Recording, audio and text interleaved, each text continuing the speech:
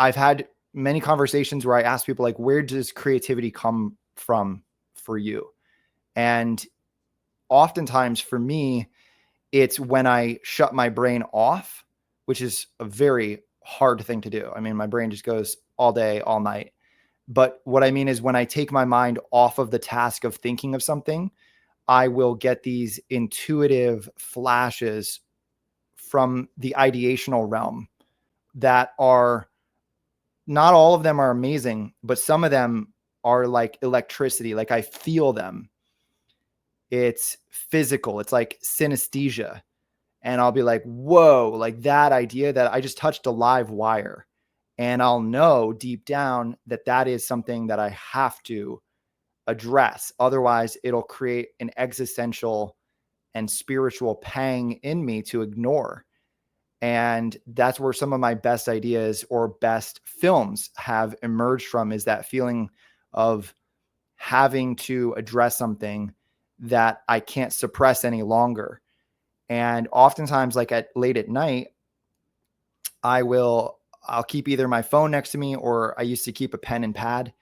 I should go back to that because blue light is awful at nighttime, but I'll pull out my phone and I'll jot these ideas down. And 9 times out of 10, I wake up and I'm like, oh my God, that's freaking brilliant. Like, and it's not from me trying to come up with an idea. It's like I turn it off, I turn away, and the ideas kind of come in, and they enter that silence, or they enter that, that space where I'm not like asserting my will as a person. So with all that being said, like, what is your creation? What is the experience like for you finding creativity and knowing which creative threads to pull on, because you can't pull on all of them? Well, what you're saying is 100%, I think, where the most brilliant ideas do come from. It's when you're not in this like anxiety, like I got to get this done. Like it doesn't come from there. It's like in a relaxed state, it's where it's almost like maybe you're even having fun, and all of a sudden it's like electricity. You're getting, if you're opening up yourself to what's the field of ideas, basically, whatever your like frequency is mostly aligned with, maybe even as a creator, you have the ability to like download it, like whatever and I don't believe that we are supposed to be messengers, right? Like, especially with any movies, art, all of it, writers, we are messengers, and it comes from somewhere. It does come within, but however, I think we have to be able to like let the ego kind of go away or go to sleep. And then we can actually like embrace these awesome creative ideas. And that's really where the magic flows for me as well. I find if I'm like trying too hard, it's just, you know what I mean? It's just, I get too frustrated. But if I just get on a kick and I'm just like kind of opened up to it, me and Drew both, I feel, then we just start bouncing off each other, and I'll start writing these lyrics and he'll start writing some lyrics, and then he'll come up with a line here on the keys and I come up with a guitar thing, and it just actually happens very effortlessly. Because we are a married couple and we're around each other all the time, this often our flow is like us just ranting and discussion, like our shared flow is discussion.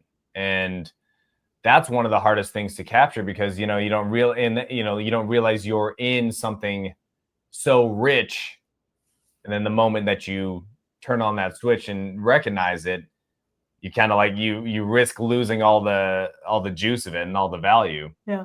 But I've been subscribing more to the idea lately that there are inspired thoughts everywhere, and it is a part of our natural intuitive ability to be able to grab these thoughts, like you said, in sort of the field of ideation. We have access to that, and so much of that is just getting out of our own way. So there's a variety of things that will get you done, and this is kind of how people talk about self-mastery and things like that. And what I'll do, I think routine is very important. jotting down sort of basic creative ideas in no particular direction at the beginning of my days seems to help. I write haikus because it's not something that I put pressure on a lot. I don't have to overthink them. It's just, it's kind of like getting out and doing push-ups or whatever. It's just a quick mental exercise. You spend 20 minutes on it. It's not Spyderland reliant. It's not based on, this is this production that we're working on. It's just a creative exercise to get the day going and the juices flowing. Yep. So we're still working on capturing those inspired ideas together. And as you just scrolled by on our page, we do like some vlog stuff lately because we want to help out the independent artist, be vulnerable with them, because there's a lot of unwellness in the pursuit of creating better art or creating your best creations. And I think we sort of have been navigating towards a place where we want to facilitate that process for others, but also I think it's just something that's come along with doing the inner work ourselves and recognizing that, really taking all this reality raw and moving forward. And it has, it's a very intricate system just to open up your own field of inspiration and to be able to capture that and really give that authenticity back through the screen or through the production studio of whatever type of medium you're working with. Yep. I definitely don't want to give off the impression to anyone listening, especially someone who's earlier on their filmmaking or art journey, that everything comes like effortlessly and that you just have to shut your brain off and then the project will build itself. You'll just wake up in the morning and all the work will be done. And obviously that is not reality. There are so many times where I find myself bashing my head against a wall, trying to get one next step complete towards the finished project, the finished goal. And, Billy Joel, who I've heard is quite the arrogant POS. Got it. Whether you like him or love him, or love his music, none of that is what I'm getting at. I've heard him say that none of his music came easily, and he was envious of other artists who would just write songs very quickly because he always said he had to like slave and struggle to make every song and, just bleeding to make a song. And sometimes I feel like that. The last film I did, which was Order Out of Chaos, Volume 5, A Clean Break. I've said it on this show a few times, but it was one of the most challenging projects for me creatively and journalistically. And I've done a lot of projects that were difficult from a journalistic standpoint, trying to find original source material and build a compelling case around scant evidence. And having said all of that, there is truth to the idea that you have to show up every day. And even though you're an artist, you still have to kind of have you have to have a good work ethic, not some work ethic. It's like you have to have a good work ethic. A ton of you have work to have ethic. the strongest work ethic there is known to man. What you're saying is 100% true.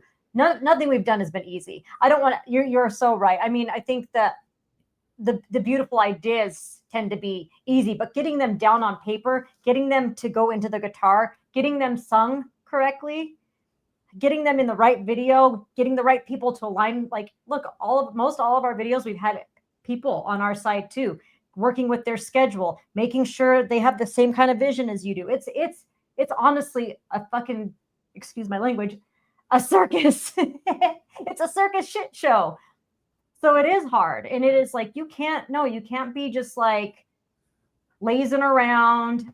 I'll get it to it tomorrow. I mean, it's practice, work. And even in like me and Drew, we argue about this. He calls me a practice Nazi, but like the only way, like if I want to perform live and my vocal work is, so my range is pretty like all over the place, for me to maintain that sound, I have to practice like every day. And if I take a week off, you can tell. I can't sing like that, especially in People of Defiance, this new song where I'm kind of yelling. I've never yelled in a song in my life. I've never been that kind of singer. So I've literally had to train my voice not to hurt it, to be able to pull that off and then sing those really high notes. And if I don't practice that every day, believe me, it goes away. Like within like a week, it goes away. I think something you have to rely on too is your natural processes, you know. It's not a mystery to most people that, you know, getting good sleep sort of reflects and digests what you have experienced in your day, you know. So when you do get in these like heavy workload situations and you know, you start to breach the point of like, man, I'm like up to like 3 a.m. every day trying to get the work done, and the list just keeps getting longer. You have to bring yourself back. You got to humble yourself and bring yourself back to that fact that like, no, resting it will help absorb it. This has always been my process with memorizing lyrics, honestly, you know, and I can do it. I can memorize a whole song or a whole rap or whatever. I can, you know, get that pretty down in, you know, less than a week's time if I really utilize those elements. Just, you know, go over it routinely every few hours through a day, you know, in the car, wherever the sort of sacred spaces that you practice. Make sure you go to sleep, because it stores itself in the back of your mind. Or I mean, like I said, I kind of think even in the greater memory field, it stores itself the more you actually articulate it and practice it physically, and then actually do the treatment to yourself that taps it into your greater biofield. Yeah.